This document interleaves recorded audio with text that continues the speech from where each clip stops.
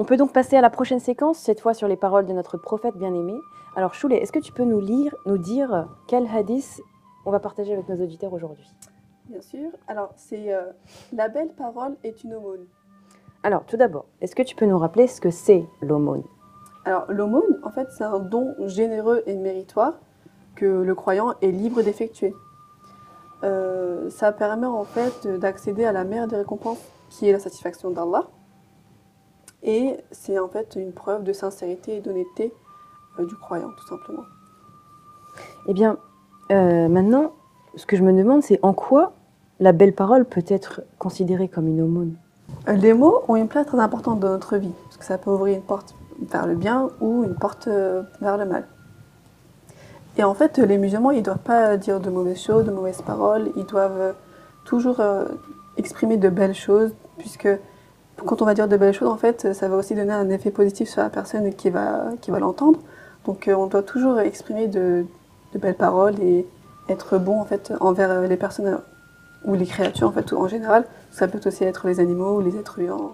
Tu sais, ça me rappelle le hadith du prophète sallallahu alayhi wa sallam qui dit soit parle en bien, soit tais-toi. C'est ça. Alors quand on ouvre la bouche, il faut qu'on oriente nos paroles vers le bien, Toujours vers vers le bien. le bon. Je te rejoins déjà, une bonne parole, ça peut dévoiler l'intérieur de celui qui la prononce, la pureté de son cœur.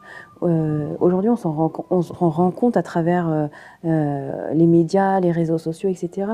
Un mot, ça peut blesser énormément, ça peut causer énormément de dégâts, ça peut être super mal interprété. Et en plus, c'est tellement facile de prononcer, de dire, de communiquer des idées, des paroles à travers tous ces supports.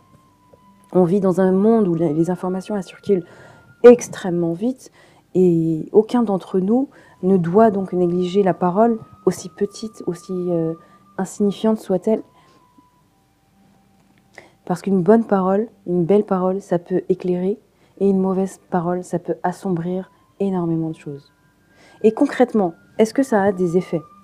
Bien sûr, hein, les bonnes paroles, ça a toujours des effets positifs sur la personne qui la prononce ou pour la personne qui l'entend. D'autant plus qu'en fait, une belle parole, elle va avoir beaucoup plus de valeur lorsqu'il y aura des conflits ou quand il y a un problème. En fait, les personnes, au lieu de se disputer, elles peuvent arranger les choses en parlant, en disant de belles choses. Donc c'est vraiment un bon moyen pour résoudre les problèmes.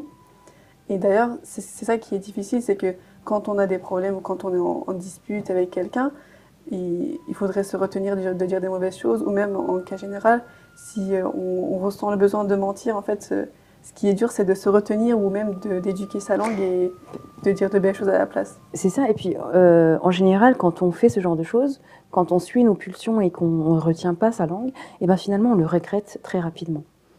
Donc le temps passe, la vie passe, mais les paroles restent. Merci Choulé, c'était très enrichissant. Je te propose qu'on passe à la séquence citation du jour. Aujourd'hui, on va voir ce que Voltaire a dit à propos de notre prophète sallallahu alayhi wa sallam, et ensuite on écoute les invocations.